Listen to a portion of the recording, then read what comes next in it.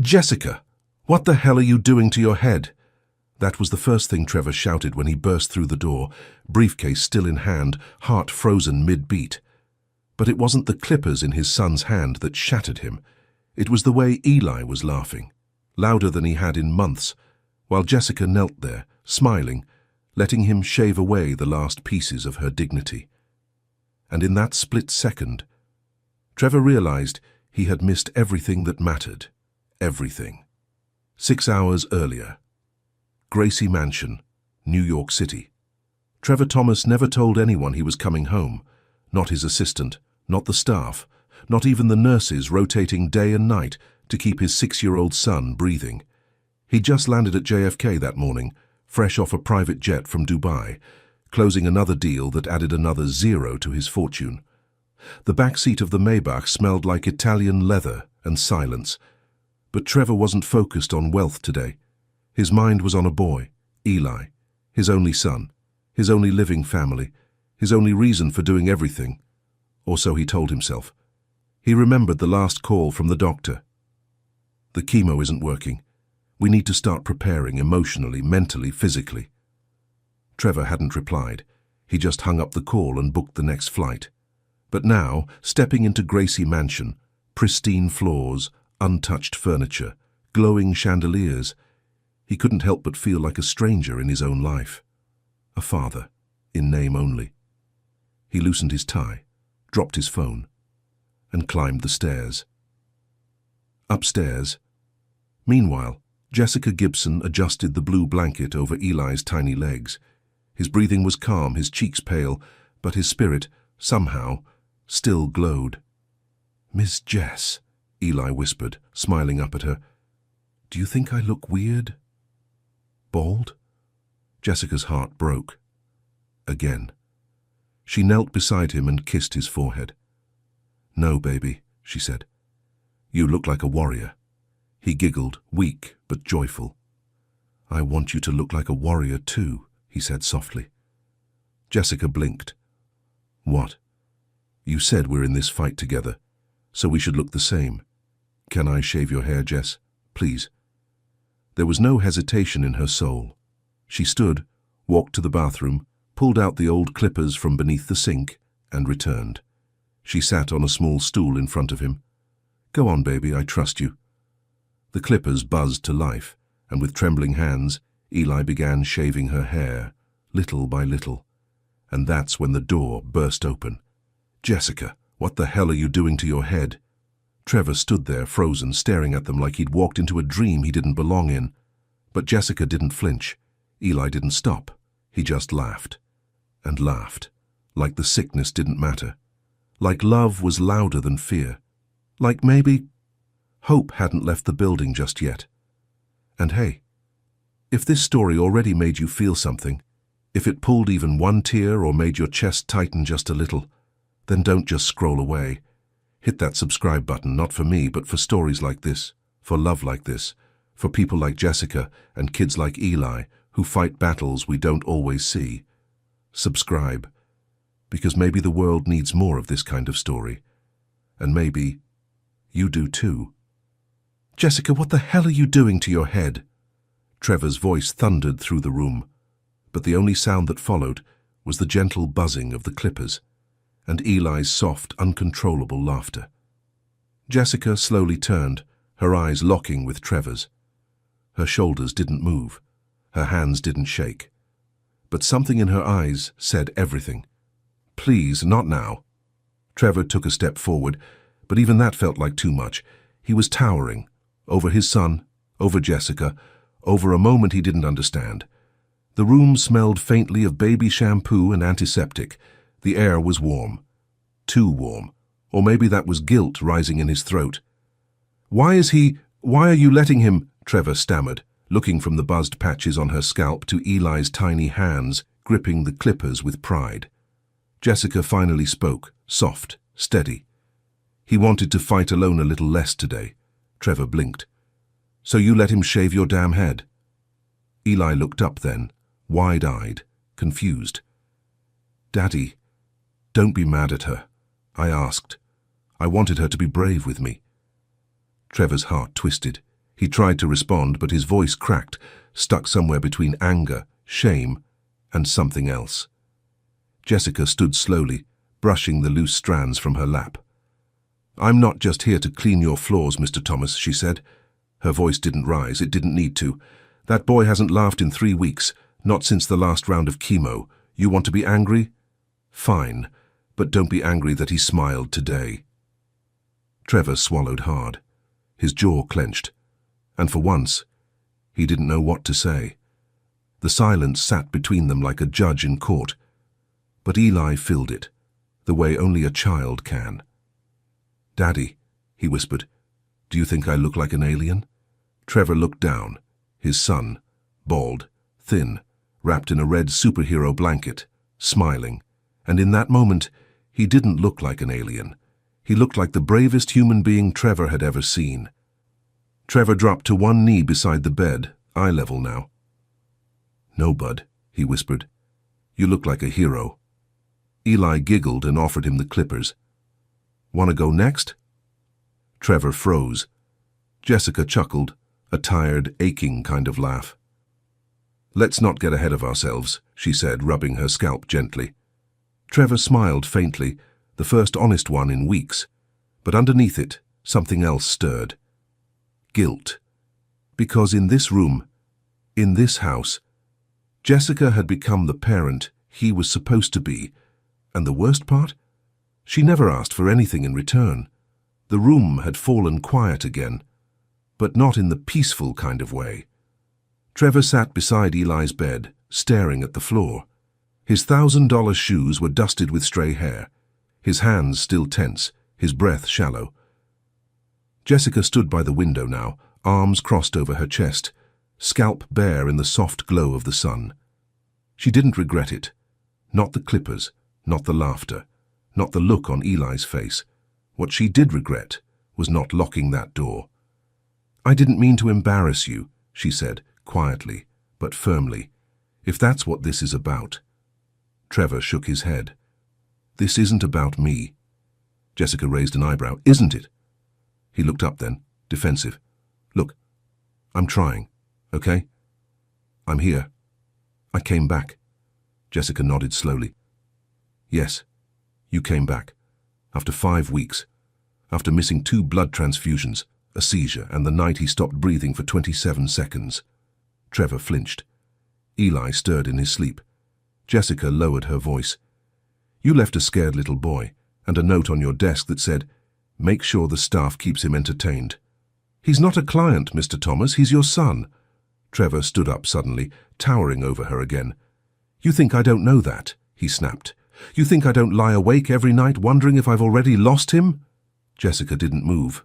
Her voice didn't change. "Then act like it." Silence. Long. Still. Uncomfortable. Trevor ran a hand over his face, then looked at her scalp again. The short, uneven stubble. The rawness of it. He'd flown across oceans to avoid this kind of pain, but she'd sat with it every single day. "I didn't know you'd shaved it." "For him," he muttered finally. "I didn't do it for you to know," Jessica replied. "I did it because he asked me to, because he needed to feel." Trevor nodded slowly, then turned toward the door. I'll let you two rest," he said. He reached for the handle. "Running again?" Jessica asked softly. Trevor stopped, not turning around. He didn't answer. Because yes, that's exactly what he was doing. At this point, what do you think Trevor should do? Keep hiding behind work, or face the pain and fight for his son? Drop your honest answer in the comments. Heart or pride? What would you choose? Trevor hadn't even made it down the staircase when his phone buzzed. Unknown number. He almost ignored it, until instinct told him otherwise. He answered. "Mr. Thomas, this is Nurse Becker. I just arrived for the night shift." "What's wrong?" Trevor snapped, already turning back toward the hallway. I'm afraid the bridge to the mansion is temporarily closed, flooding from the storm. No one's getting in or out for at least 8 hours. Trevor looked out the tall foyer window. Rain. Hard, heavy, unapologetic rain.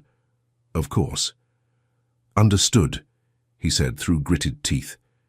He hung up, tossed the phone onto a console table, and rubbed his temples. He was trapped.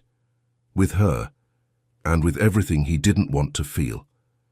Upstairs, Jessica sat on the edge of the bed, humming softly to Eli, who was now half asleep, his little head against her lap.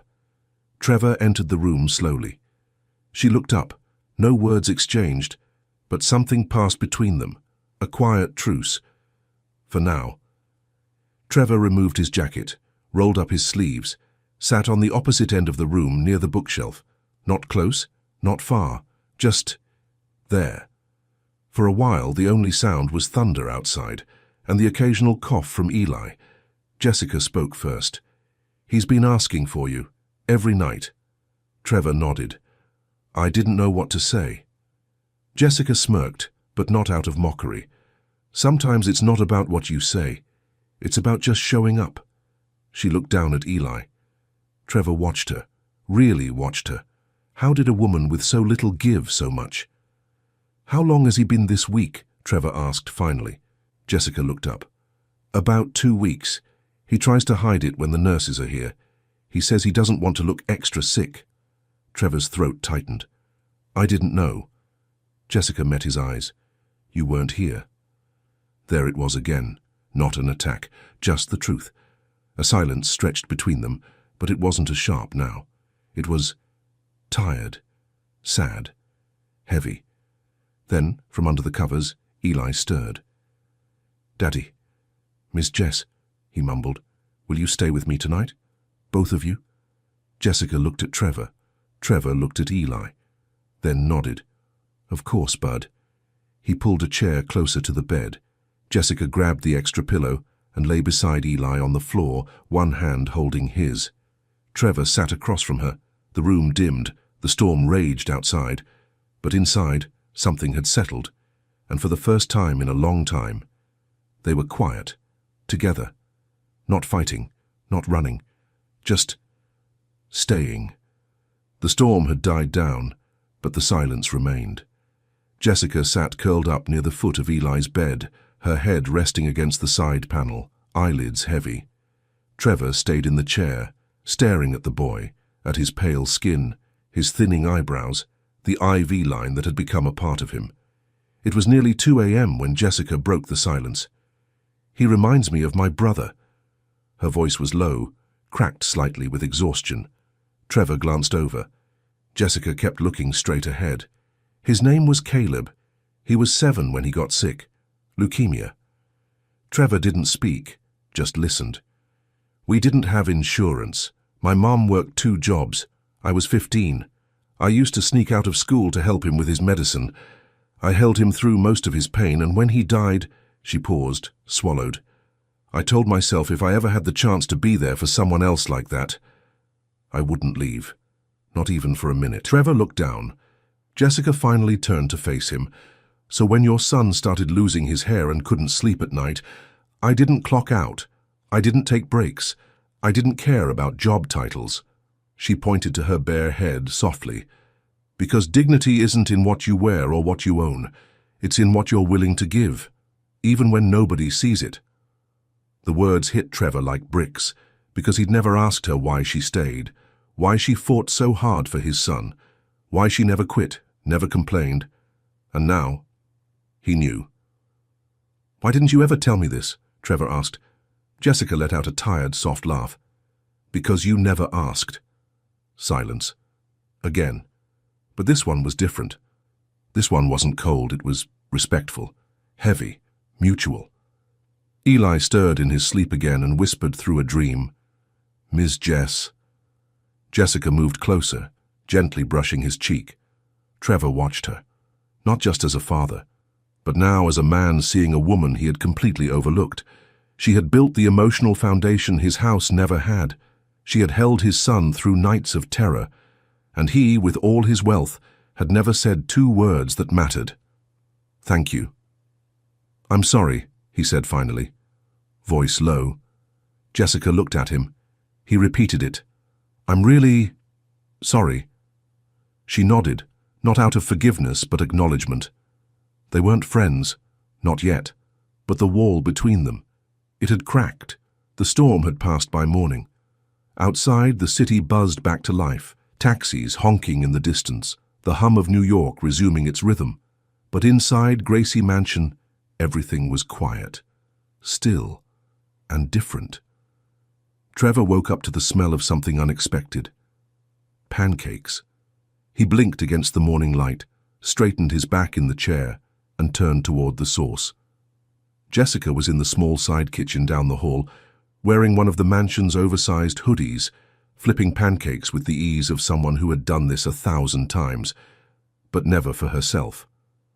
Trevor walked over, still half dreaming. "You cook?" he asked, voice hoarse. Jessica smirked. "You think this face came from dry cereal and vending machines?" Trevor chuckled. It was the first real laugh they had shared. "Eli likes them with chocolate chips," she added, handing him a plate. He looked down. The pancakes were shaped, kind of, like superheroes. A small cape made of syrup spilled off one side.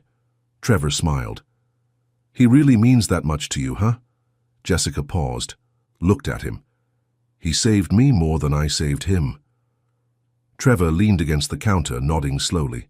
The kitchen, usually cold and untouched, felt alive for once. "I used to come in here," he said, "but only to tell the chef what to fix for guests. Never touched a pan myself." Jessica raised an eyebrow. "Well, first time for everything." He hesitated. "You want to show me how to flip one?" Jessica's expression softened. "You sure you can handle that level of responsibility? Teach me like I'm 5. She handed him the spatula, and for the next 15 minutes, Trevor Thomas, billionaire investor, king of boardrooms, burned 5 pancakes in a row, laughed until he coughed, and made Eli giggle so hard from the bedroom that he started wheezing. Jessica rushed in, checked Eli's oxygen, adjusted his pillows. "You okay, champ?" she whispered. "I'm fine," Eli giggled. "Daddy's cooking is the real emergency." Jessica and Trevor both laughed, together this time. Something had shifted. The tension wasn't gone, but it had softened into something warmer. Human. Later that morning, Jessica was brushing Eli's teeth when Trevor reappeared in the doorway. He was holding something in his hand. It was a small envelope. Plain. No logo. Jessica looked at it, confused. "What's that?" Trevor cleared his throat. "It's, a revised employment contract." She straightened up, wary. He continued. "You're no longer under the domestic support staff category. I'm moving you into full-time palliative caregiver, with salary adjustments, benefits, and a share in Eli's medical trust fund." Jessica froze. It's overdue," Trevor cut in. "Way overdue." She looked at him for a long time. "Thank you," she whispered, and for the first time since she stepped into this house, she believed she was more than just the help. Would you have accepted it? After everything? The long nights, the overlooked moments, the sacrifice? Would you trust his change was real? Drop your answer in the comments. This one's personal. And if you're still with us, still moved, still watching, do something real today. Subscribe. Because stories like this aren't fiction for everyone. Some people live them every day. Let's give them the spotlight they deserve. It happened quietly. The kind of quiet that doesn't scream or explode, it just cuts. Jessica was cleaning up Eli's art supplies. The boy had spent the afternoon painting superheroes with no hair, smiling beneath a yellow sun. Trevor had promised to join, said he'd be back in 10 minutes. 30 minutes passed. Then an hour. Finally, Jessica walked down the hallway to look for him. She found his office door half open. Inside, Trevor was on the phone, pacing.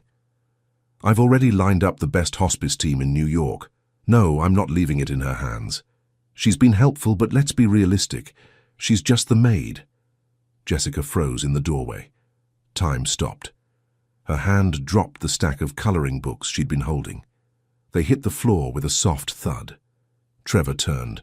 Their eyes met, and everything inside her cracked wide open. "You said I was part of the family," she whispered, voice trembling. Trevor stepped forward, panic rising. "Jessica, that's not just the maid," she said, louder now. After everything? Trevor looked trapped. That was a business call. I didn't mean it like that. Jessica's face hardened. No, you meant it exactly like that. He tried again. I was trying to protect Eli. That was a medical decision. No, that was a power decision, she snapped. And you just reminded me exactly where I stand in this house. Eli's voice called faintly from the hallway. Ms. Jess? Jessica turned away, her hands shaking, her heart pounding.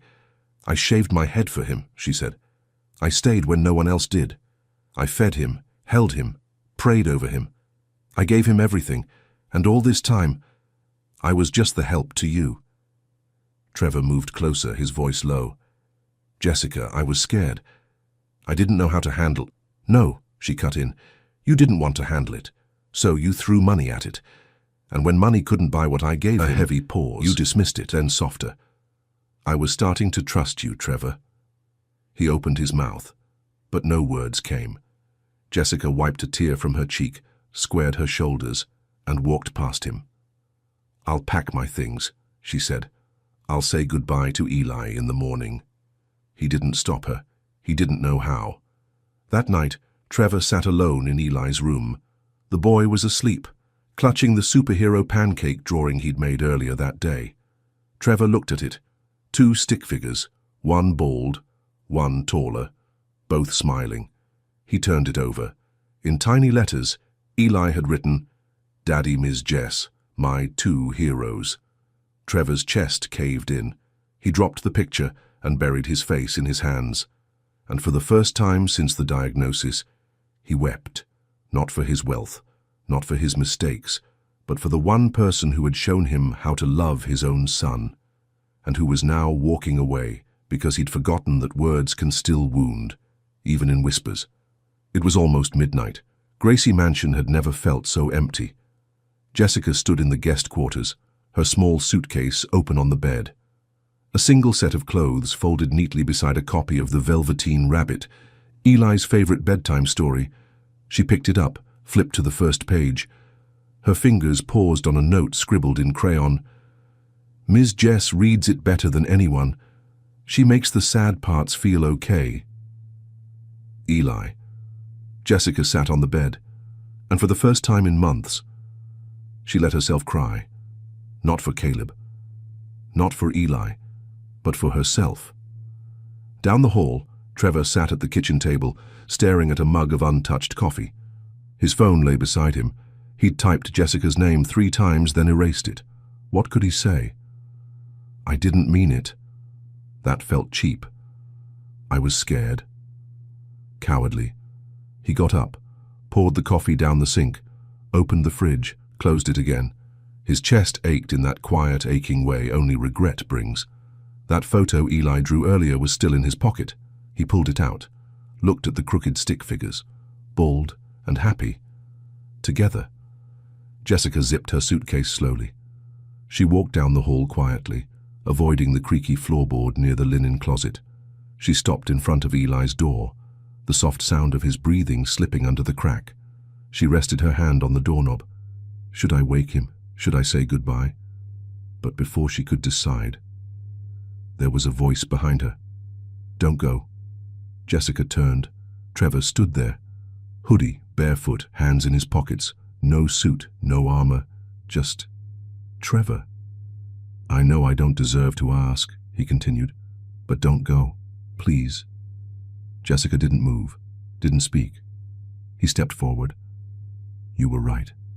I used money like a shield. I thought if I could just control everything, I wouldn't have to feel how scared I am. A pause. But watching you with Eli's made me realize I've been surviving, not living, not loving, just managing. Jessica blinked back tears. You hurt me, she said softly. Trevor nodded. I know. Another pause. But you also saved my son, and if you walk out that door, I'll have to explain to him why the only person who never left finally did. Jessica looked away. You don't get to play the guilt card, Trevor. I'm not, he said. I'm playing the truth.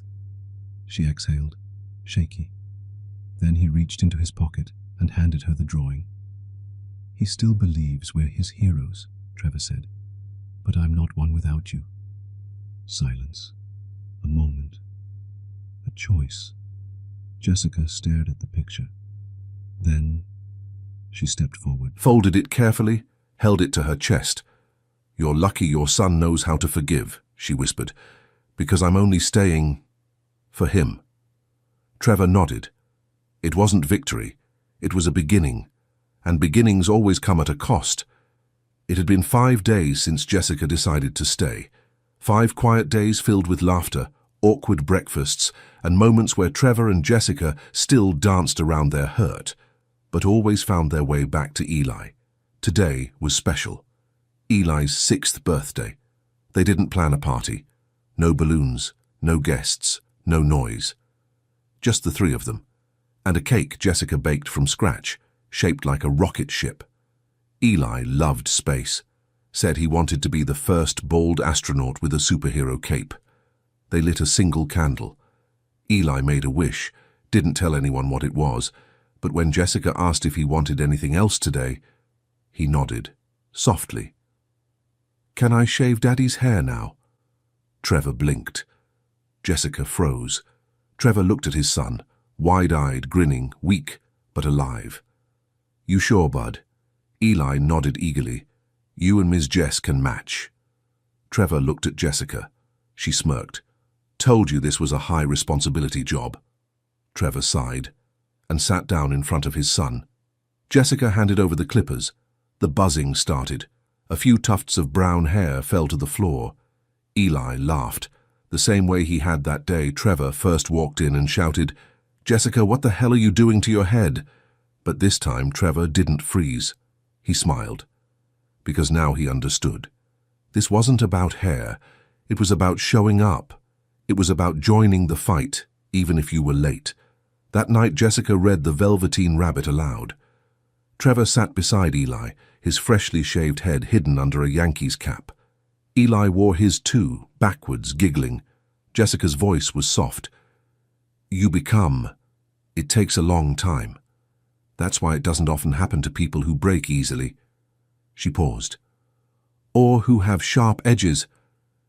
She looked up at Trevor. He was already looking at her. "Or who have to be carefully kept." She turned the page. Trevor reached for Jessica's hand, hesitated, but she didn't pull away. She laced her fingers between his, and suddenly, it all made sense. This house, this pain, this love. It wasn't perfect. It wasn't polished. It was earned. Weeks passed. The doctors gave Eli new treatments. There was no miracle, not yet. But there was hope. He smiled more, ate more, slept better. Jessica stayed, not as the maid, but as family. Trevor changed too. He held his meetings in the guest den now, never too far from Eli. He learned how to make pancakes properly. He started asking questions, real ones. And when he looked at Jessica, it wasn't through guilt anymore. It was through gratitude, through something new, something real. One morning, as Trevor adjusted Eli's IV line, the boy looked up and whispered, "You're getting good at this, Daddy." Trevor smiled. Jessica walked in with fresh fruit and a crooked little superhero mask. And in that moment, it didn't matter that their family looked nothing like a magazine. It mattered that it was theirs. Do you believe true love can survive, even after being tested this hard? Drop your thought in the comments if you believe love isn't just found, it's grown. And if this story touched you, if it made you cry, smile, or remember someone you've lost or loved, don't just feel it and scroll. Subscribe. For Eli, for Jessica, for every quiet hero who never asks to be seen, but deserves to be. Let's grow this community, one story at a time.